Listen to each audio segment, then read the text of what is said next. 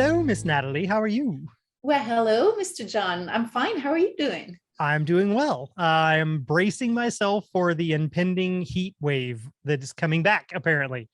Oh, So, yes, well, I don't think yours ever left, but the heat dome kind of extended up over us, and then it did this weird jelly bean shape where it went around us and up into Missouri and like Kansas, and now it's coming back into an oval. So, today wasn't bad. Today was only 85. Tomorrow is 100, ooh, yeah, and that's pretty then hot for you guys. Wednesday, I want to say Wednesday and Thursday, it could potentially be between 104 and 107. Welcome to the club. And I don't think he was talking about heat indexes. The Heat. indices were not part of that, which sucks. Um, yeah, yeah. But at least there's a lot of shade where you are, right? There's a lot I of mean, trees. there's a lot of trees, but if there's no breeze, Yeah, that's true. it's That's the still drawback. humid and icky. Yeah. Yeah, we did get rain last night for the first time in a little while, and it was enough to make everything damp. And even though it was cooler last night, when I took the dogs out, I could already feel how oppressive it was just from the added humidity all of a sudden. Oh, yeah. And I was like, oh, this is really not going Muggy. to be good when the sun Yeah. comes back up. Yeah. Mugginess is hard to deal with. Yeah. So, anywho, so there's that. How's everything going in your world? Everything being quiet for the dearth? Yeah, except for discussions about the dearth and pollen availability. I don't know if you've seen any of that stuff. We've gotten a few uh, questions in here as well in regards to like, well, actually, what we talked about, I think last episode, the whole, oh my God, my queen's gone. Like, I've only found a little tiny patch of eggs. I think something happened to her. And I'm like, it's 100 degrees. That's what happened. Oh no, you froze. what's that? I, It was eventful. I thought that actually, everybody heard me just say, "Oh no, you froze." So on her end, it looked like I froze, and on my end, it looked like she froze, and then she vanished. So technology issues here. We're having some tech problems, which is actually pretty fortuitous considering today we're talking about technology. Yes, exactly. And how sometimes it has its own limitations. It's a I great tool, was but gonna, it could be foreshadowing for how the rest of this conversation is gonna go. Well, so we're back on. so we're good. We're Yeah. back. Okay. Yeah. So with that fun little segue in here, Right. technology. So not just technology, like, there's lots of cool little gadgets and things that are coming out nowadays where you can monitor your hive and it can tell you based on the weight of the hive and the sound of the bees and the temperature of the colony, whether or not they're getting ready to swarm, or if your queen right, or if the queen's gone, or if there's producing a lot of brood, or if there's a honey flow coming in, all this kind of stuff. That sort of technology has its advantages if you have the money to pay for it. It's kind of a fun little perk and thing to have in there, and that's not necessarily bad. But sometimes technology, and I will preface this with I love technology and I love robotic type stuff, but sometimes we get a little bit ahead of ourselves and we invent solutions to things that may not actually be a problem. That's right. That's right. So, I mean, it's so true that we also forget in the case of the honeybee that it's an organism, and also it has a different life cycle than most livestock, and it flies, right? So there's all kinds of limitations that make technological innovations really tough to adapt to the colonies of honeybees, right? Right.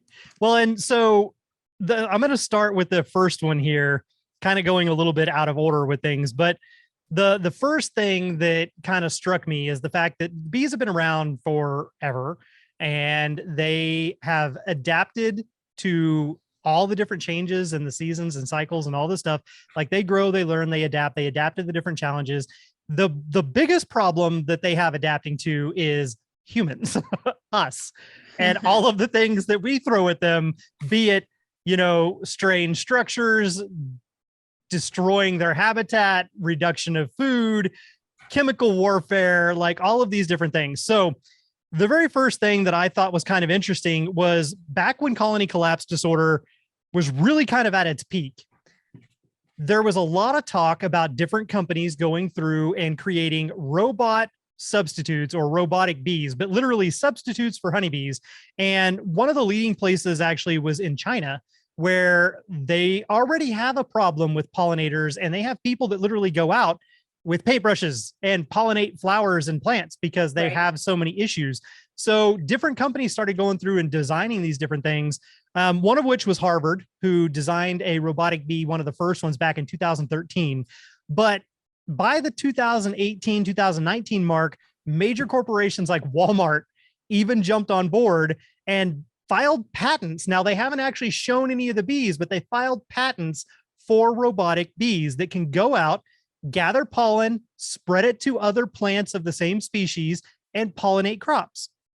My first thought, even back the very first time I heard about this, was how about instead of spending all this money on how are we going to replace the bees when they die out, maybe we should focus that money on how do we keep the bees from dying out? That's right. And that's the simplest solution to the problem. There's often like a solution to a problem doesn't exist, but in this case, there's an issue.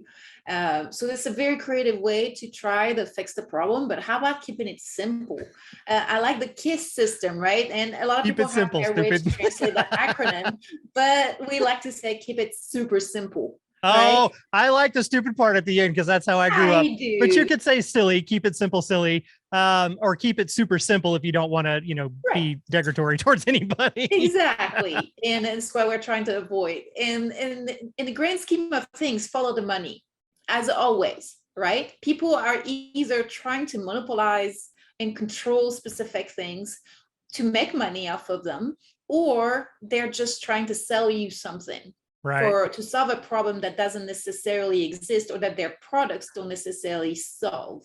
And I'm looking at it a little bit that way. Now, this being said, I totally agree that we should instead focus on helping our bees by decreasing toxicity around them and increasing the availability of forage. So planting a whole lot of nutritious forage that will help not only our honeybees, but also all the native bees, because let's face it, that's what, also matters. And in the end, even if we didn't have honeybees, we still have native bees, except if we kill all of them, then we've got nothing.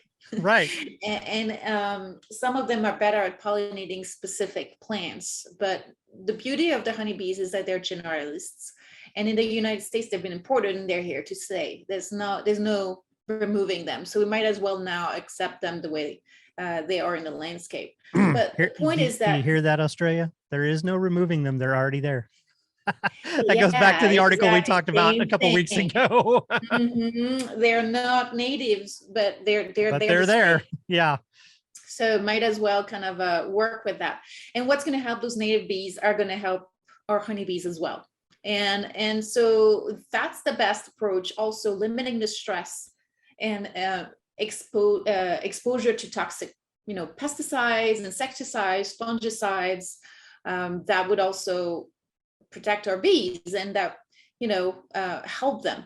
But the other aspect of this is that people like to cite that the bees are disappearing, the honeybee colonies are disappearing. In the United States, there has been a decrease from about 6 million at the end of World War II to about 4 million now colonies in the United States. So in the grand scheme of things, I mean, if we look only at that period of time, it looks like we've lost 30% of our colonies. But in reality, when you look back at like the beginning of the 1900s, there were 4 million of colonies of bees. So we're back to the level that we had. We had a little peak and a plateau, and we've leveled back out. What happened is that those kind of where they multiply the colonies of honeybees to respond to a law of supply and demand. Right. There was a huge demand during World War II for wax products, especially.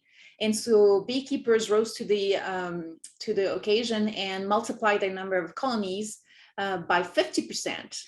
but after the war was over, there was not as much of a need for all that. So the colonies naturally declined. Yes, there was some dips that were caused by colony collapse, excuse me, and the varromites coming in and all the stressors that we're seeing. And it's notoriously more difficult to keep bees because of all that, right?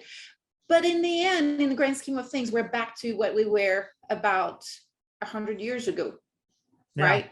So, And all those scary stories are to be taken with a grain of salt. well, and there's a couple of aspects that I always like to point out with that too. Most of the numbers that you get are coming from commercial beekeepers. It's that whole scenario of one beekeeper may have 2,000 colonies, but then there's 2,000 other people out there that have one colony. But unfortunately, we just focus on the guy that's got 2,000. And out of those 2,000 colonies, they may or may not be treated as well as the individuals that have one colony would treat their one colony. So therefore, they experience higher losses, and you see that reflected in stuff. Now, the other side of that too is the simple fact that as a bee removal specialist, I couldn't get a week of sleep or rest or anything because there was a never ending call and supply for bees inside structures that they shouldn't be in, which told me, no, they're not having a problem at all. No. So what is happening is losses are in commercial settings, usually more dramatic to the people that own those colonies. And even in backyard beekeeping settings, if you're losing all your colonies, that's scary. But really, those statistics were reflecting what was happening in commercial beekeeping world, where you have migratory beekeeping, you're transporting bees, you're feeding them pollen, supplements, substitutes ahead of the season so that you can transport them to California when it's still the dead of the winter where we are. So there's all kinds of constraints and needs that are different when it comes to commercial beekeeping that really stresses the bees. And so no wonder there's losses there. But also at the same time, those same beekeepers have learned how to make up their numbers back by splitting every season. That's right. You can always make more. So, or so they think. Yeah. So the numbers are not that as dramatic when you look at the bigger picture. Yeah. So one of the things we like to talk about a lot here on our beekeeper chats are unintended consequences. And you said something at the very beginning of this that kind of made me chuckle because I got to thinking about, well, the dark side of how anything seems to go. If you want to have like this post-apocalyptic future viewpoint on things, let's say something horrific did happen and all of the honeybees disappeared. And all of the native bees soon followed suit because, again, if you're doing something to help one, you're helping the other because a lot of the food sources are in common there. So something happens and we absolutely have to rely on these little robotic pollinators instead. Well, there's a catch-22 there because bees, as you mentioned, they can fly. They come and go where they want. You can't really control. You can kind of hedge your bets, but you can't control what they're truly going to go pollinate. But if you take those out of the equation and you make robotic bees that can be programmed and they are controlled by somebody, well, now you've got a whole different scenario. I don't like you or you're not willing to pay my fee. Therefore, I'm not sending my robots to pollinate your crops. Monsanto seeds. Anybody? Right. And heaven forbid if the Monsanto seeds cross-pollinate with yours and you get caught with Monsanto genetics that Still you did not purchase for, you get sued. Yes. The unintended consequences work here as well. There's also the fact that all of a sudden we're not going to be trying to save the bees if we don't have to rely on them anymore to pollinate our food crops. Right. So welcome, it can be more easily monetized. Welcome, all this stuff. And so that might open the door to more pollution, more just kind of exploitation of natural resources that we would have to be more careful about if we had to rely on our bees, native or honey bees. But there's one sliver of hope. That's the flip side of the coin, is that now you're not relying on our honeybees to go and pollinate those crops in California. That's true. Which means it's a lot less stressful on those bees, which means we don't have to have so many honeybee colonies everywhere in the United States on holding pattern waiting to go to pollination contracts, which means there's less pressure on the native bees. And if they still exist. And the honeybees that we have are not as exposed to pesticides and all that good stuff. So, and the stress, especially of transporting them. But I think that overall, the benefits gained from that would still be offset by the negative.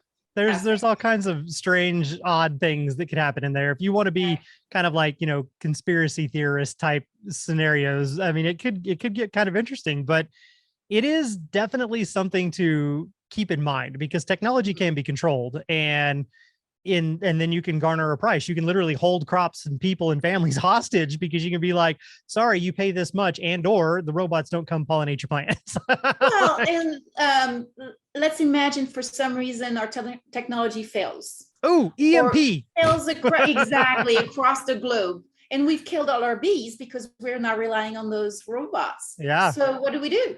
Right? Nothing. At that point, you are screwed. Sun sends out a mega wave that hits and fries all electronics, and all the bees go. Matrix, man.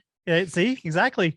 So that is one scenario where technology is way ahead of its time, trying to solve a problem. Now, in this one instance, there truly is a problem, but the solution is the wrong solution because you're creating something to replace the thing that has the problem instead of trying to solve the problem. But so in the next instance, you talked about moving bees around. And there was an article that you actually sent me earlier this last week in regards to what it was called, the 2035 Moving Beehive. And when you first sent it to me, I honestly thought it was a remote control car because it wasn't to scale. It was cool. I was like, hey, that would be kind of fun to run around out here on the rocks and the hills. But it is actually when they start showing some of their computer generated mock-ups of it, it is this massive vehicle that with the beekeeper standing beside it, it's huge. And it just has, yes, exactly, one hive inside of it. The concept is supposedly, because this is just a theoretical, it's like when you see the cool concept cars for 50 years down the road that never materialize. But the concept was that this vehicle somehow will help you do more sustainable beekeeping by not having to truck. And this is, again, a kind of a strange thing, because if you go back and look, I'll get there in a second. You don't have to truck hundreds and hundreds of colonies out to these places on one truck, but instead you're going to truck a truck of these vehicles that contain one hive out to these places. Thousands and thousands of these vehicles and everywhere, because it takes how many colonies of bees to pollinate the almond hundreds fields? upon hundreds upon hundreds, like, and thousands. So you've got this vehicle that's carting around this one hive.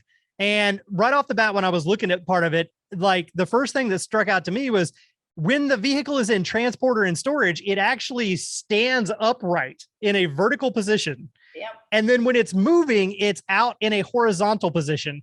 But the frames inside this vehicle, and it doesn't say, so there could be something there. But imagine if these frames are stuck in place. No, but does it say that the frames rotate? No, the picture shows that basically those frames are vertical. Right. When it's parked. When it's parked. So what you've got is in one of these two scenarios, wherever the colony is normally at, that is the direction they're building their comb in, so that gravity will hold everything down inside the cells. We all know the cells point up, even though it looks like a flat surface. Now you take it and it goes into the next position, be it whichever, the opposite of whatever it's supposed to be. And suddenly the cells are either laying on their side or they're upside down. And you're like, wait, what? So everything's not going to be held in like it should with gravity. It could potentially run out. The bees are disoriented. Shit's not in the right spot. The brood might not grow properly. Right. Things Let's not even talk about, requeening themselves or anything. It's right. Disruptive. So it's kind of interesting. And it talks about a more sustainable way to do beekeeping, and you don't have to do all this other stuff. But one of the big points that Nathalie originally pointed out was, okay, but how much did it cost you to make these vehicles, and how many vehicles do you need? I mean, a colony of honeybee could be in a top or hive and free equipment, right? Right. So scavenged parts. It could be in a bucket, as far as I'm concerned, and it would still pollinate the crops. You might have to carry that bucket along. Yeah. But, it doesn't need to be self-propelled. You're not burning fossil fuels. You're not taking them out there in a diesel semi or a gas powered truck. and dropping them off. You've got an electric vehicle, but it did cost money and materials and resources and production that probably still used fossil fuels to create said technological vehicle. Well, okay, so caveat here. I think that's just a concept. I don't think that exists It's at not, all. no, it's not looks gonna. like it's all CGI. Yeah, it's Yeah. all, design, it's plans. But I don't think they even understand how colonies of bees work. I mean, none of the write-up suggests that they do, including the fact that they have those vehicles moving along in the fields little by little, like a lot of the agricultural implements do. The old school tractor sprinklers that slowly inch along and move. Yes, yeah. They fail to understand that bees forage in a radius of about 1 mile to 5 miles if they have to, right? And if you move too far, they get a little disoriented. Yes, that's the other thing. You're moving the hive as they're pollinating, and it's just going to create a huge amount of confusion. And even if it's not, within the same day, anytime you move that vehicle, let's say you have this part of the field on day 1, this part of the field on day 2, which makes zero sense. Then all of a sudden the bees are completely lost. Yeah, their foragers are going to go back to the day 1 location because that's where they oriented on when they first came out of there. So there was a lot of glaring little things in there, like you said, that talk about you probably don't really understand your subject matter. You're creating, again, a solution to a problem that does not exist, or you're trying to solve a problem that maybe isn't quite, you're not understanding really the problem of it at all. If you're trying to solve the fossil fuel aspect, that's one thing, but you have to understand the biology of the bee and something as simple as the orientation of the comb and how you do not screw with that or you mess things up. Well, it's all creating a solution to make money of people. It's trying to make a product that will sell. And in this case, I just think that beekeepers are the perfect target. I mean, but at the same time, they know the bees, and a lot of these people that create those technologies don't understand necessarily how the bees work. Now, the one caveat that I will give this one that the last one in this conversation does not have is that at least in all of the mock-ups, there is still a beekeeper in almost every one of those pictures in a full bee suit to monitor and watch their hives. Whereas in our very last topic for today is one that may be out there that everybody probably has seen. This one is called the Bee Home by Beewise. It is literally a ginormous square robotic beehive that can hold up to 24 colonies inside of it. And it is all 100% autonomous. No beekeeper needed. Where do I start with this one? Now, because this also one has the pretense of being serious. Well, that's what I was going to say. The caveat here is that this thing exists. It is actually in production overseas, and there are functioning versions of it out there. So this isn't a hypothetical like the last one. So, I mean, what is it? What problem is it solving? You're not having to manage your bees. You don't have to have labor working the hives. Right. But it's a super expensive machine, I'm sure. Oh, God, it's gotta be. It's gotta be. Like, I mean, somebody at the commercial level who had a lot of disposable income could potentially have one, but to have a lot of them, like they've got to scale the production to where it's actually a little bit more quote unquote affordable, because right now it's not. It's an investment pipe dream. But the problems they say that they're trying to solve is that if it's in the wintertime and there's no forage available, the AI system inside there can monitor that, figure it out, and dispense food or water to the colonies when needed. It can harvest single frames at a time. So instead of waiting until a colony is completely full, taking that box off, extracting it, the robotic system and the AI system's constantly monitoring it, and it can go through and select as soon as that frame is full, immediately pull it, uncap it, spin it, and put it right back inside the colony so it can keep getting filled. And then it also helps monitor for diseases and pests, and it has a way of heating. I thought this was interesting. Heating the comb and the brood to kill varroa mites without the adult bees present, which technically the heat would not harm the adult bees as much as it's going to harm the larva. But supposedly they have found the right temperature where the larva is okay and the mites are not. So they say. I know from future or past research on future things where the larvae themselves, just the smallest change up or down of 1 degree constant temperature can cause a larva to develop faster or slower or come out with developmental defects and birth defects to it. So heating it up to the point that you can kill a mite is probably going to have more consequences on the larva than you think. They also reference colony collapse as like one of the only things out there. They mention what it is. Colony collapse really at this point is not really that big of a thing, but they attribute all of their losses to colony collapse. And they say that they can take it from where it's in like the 85 percentile to where it's only 8% of losses due to colony collapse. Well, I don't think I've ever lost a colony to colony collapse, but I've lost colonies to other things, you know? So it was just kind of an interesting scenario how they put it all together, but the whole thing is 100% automated.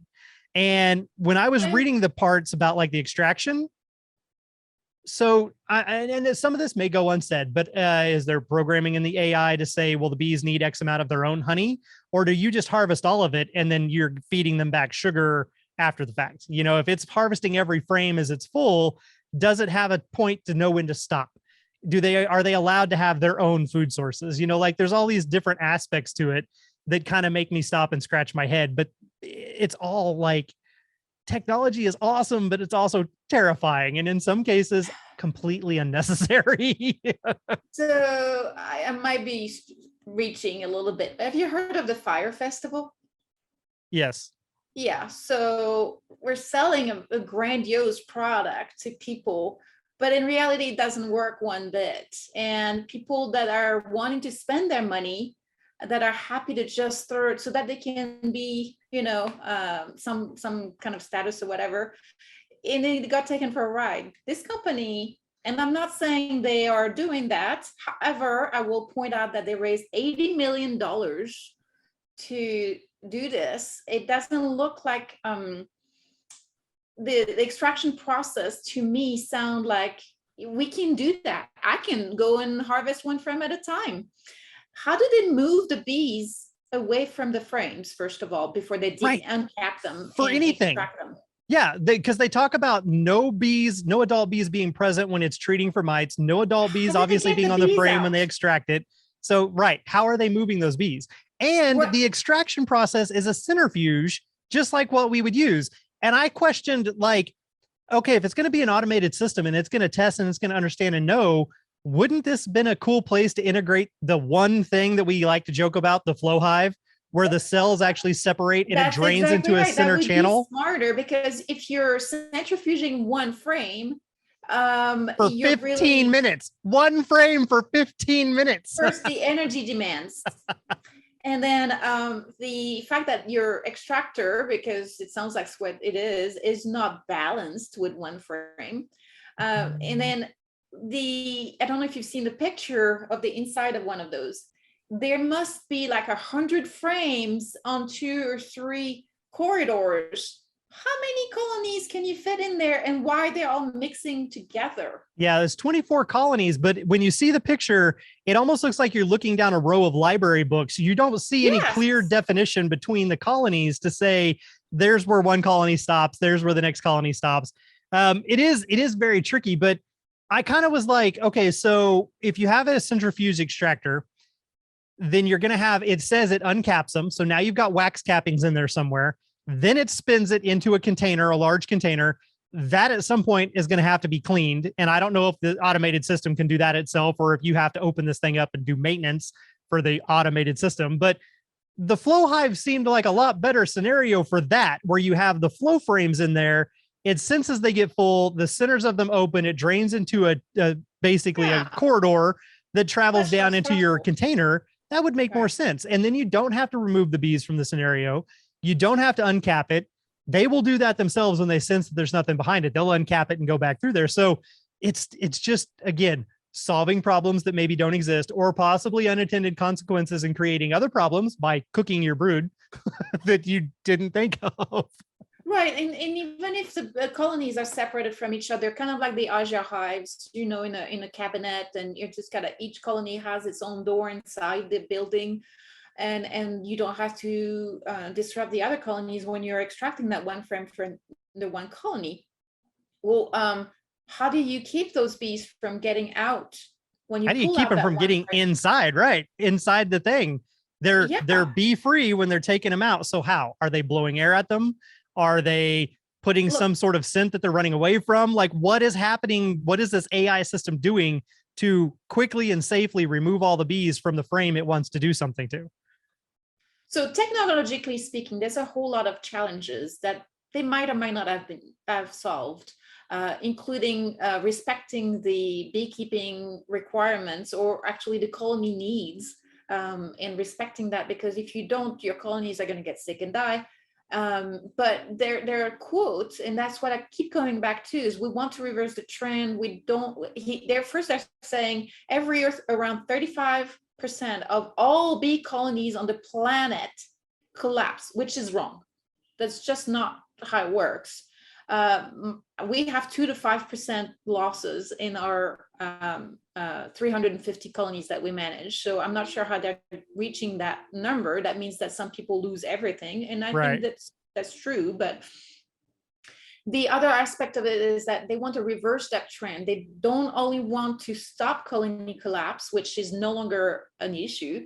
We want to reverse the trend and start increasing populations of bees on the planet to the levels that they used to be. Which we discussed earlier. Yeah. Technically, they are already there. Right. So one of the other things that it mentioned that I forgot in my little list of things it can do is it also can sense and prevent swarming.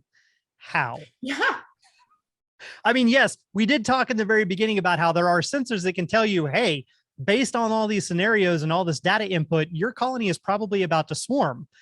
How does an AI system robotic arm prevent that? What is it doing? It's chasing everybody off the comb, pulling it in, cutting off the queen cells? Like, is it surgically lasering them? Is it locking the doors and being like, you are not leaving? Like, it talks to it and it gives it a scolding. It's like, you're not allowed to reproduce. This is off subject, but that whole toxin point. When I first showed a video a long time ago of bees marching, one of my friends was like, oh my God, how did you get him to do that? I was like, I snapped my fingers and pointed. I was like, and then the other thing is that even if we admit that the machine can prevent the colony to swarm, what is the natural cycle of a colony? It's supposed to swarm.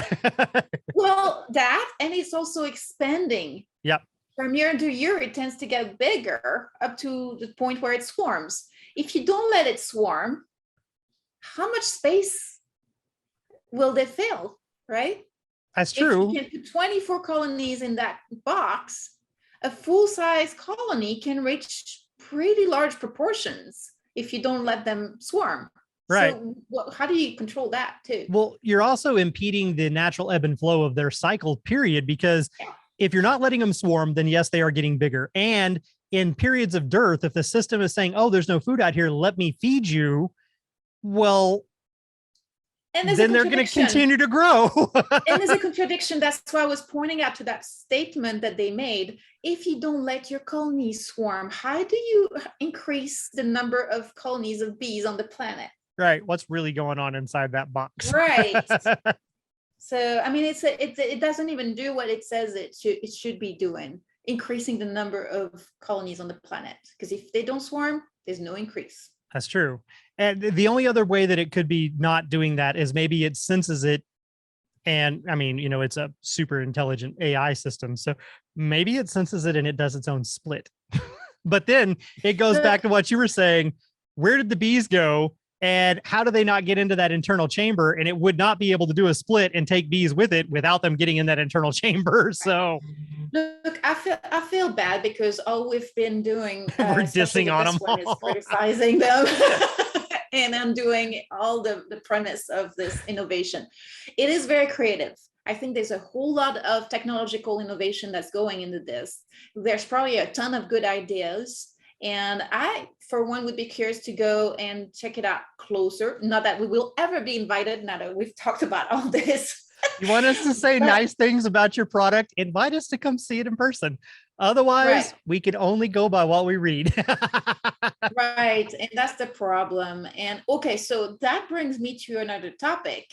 And there seems to be a trend here, but from that corner of the world, and innovation happens everywhere. But there's a couple of things that seem to be happening where there's also a firm that's claiming to make honey without honeybees. Oh, I saw that. Right. Right. And but it's not honey anymore. Mm-mm. And I'm sorry, you shouldn't be able to sell that as honey if it's some kind of like artificial process that's making it like honey. So there's a couple of things. There's one is like kind of like fake kind of syrup that tastes like honey, or maybe it's mixed with something. That is the bee-free honey, and it's spelled HONEE, and it was made by vegans who thought that we were enslaving the bees and it was bad for the bees. And I live with a vegan, so I can say this because luckily they don't have that extreme dogma and understand the beekeeping aspect of it. But what they did is they made their honey from apples, which are 100% pollinated by honeybees.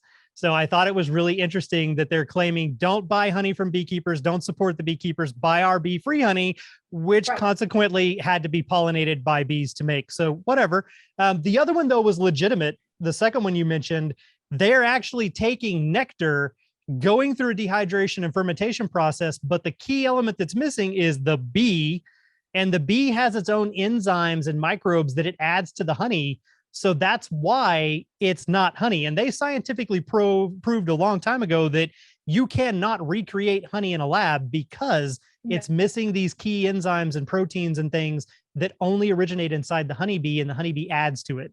So it's so complex that there's no way human beings can reproduce it, really, not now anyway. And what I love, it's called bios, bios, or something like that.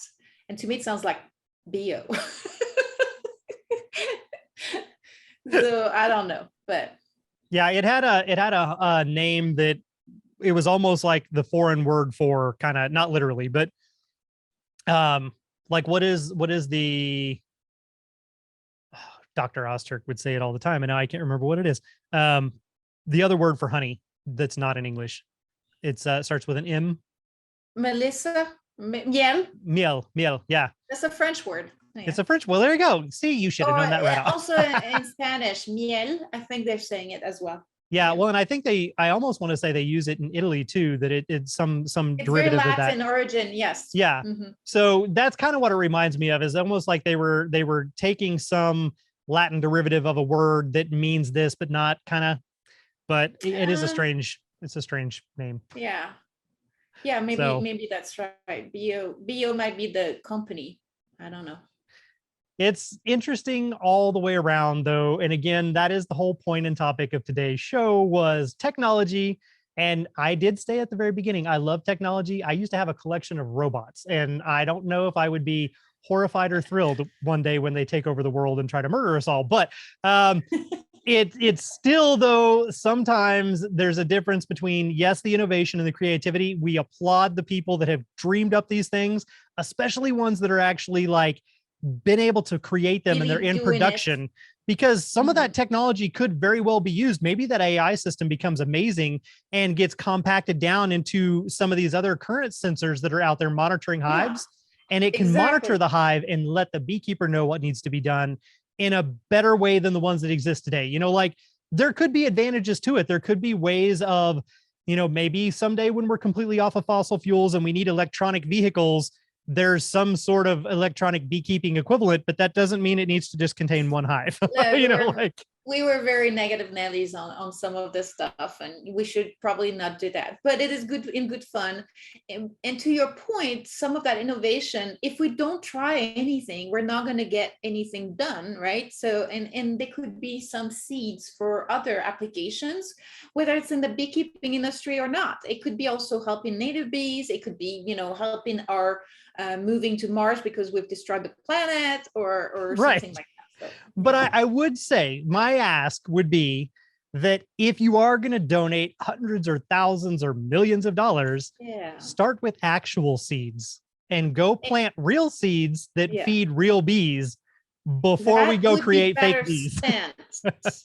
we're going back full circle to what we were saying. Right. It's better to go and plant, limit toxicity and plant forage. That's right. That Give will them what help they the bees. need instead of just assuming, okay, you're eventually going to be gone. So let me start designing your replacement. No, I mean, like, if we're completely honest, it's great, it's creative, and it's great technology and all this stuff, but the goal is to make money. Yep, it is. So there you go. Yep. And speaking of money, if you don't want to plant seeds and you don't want to give it to them, give it to us. Right. We'll do But, something to help bees with it. It'll be okay. This is why Les and I were not the favorite of the commercial beekeeping world, or the beekeeping supply companies, especially. Yeah, you guys are all about sharing freely. For free. We put the bees in there and we just don't buy all the gadgets. We need nothing of those beekeeping catalogs. Absolutely nothing. And I think that's why we're not very popular in those circles. In some of those circles, I can totally understand that. I definitely understand that. We are threatening their money makers. That's the quickest way to make an enemy. Threaten their source of income. That's right. Well, everybody, we hope that you have enjoyed and you found this more humorous than not, but it does still stop and give you little grains of things to think about, what if when the robotic overlords rule the world and your crops can't get pollinated because you can't afford to pay the robot overlord? So I'd rather keep control of my colonies too, by the way. I don't want them to be, controlled by machines. That's true. That's true. So there you go. We hope you enjoyed. We look forward to talking to you again next week. And until then, as always, be good. And be mindful. Bye-bye, everybody. Bye. This Hive Jive production was made possible by amazing patrons like you, and we appreciate your support. To all our Hive Jive junkies out there, you truly are the bee's knees.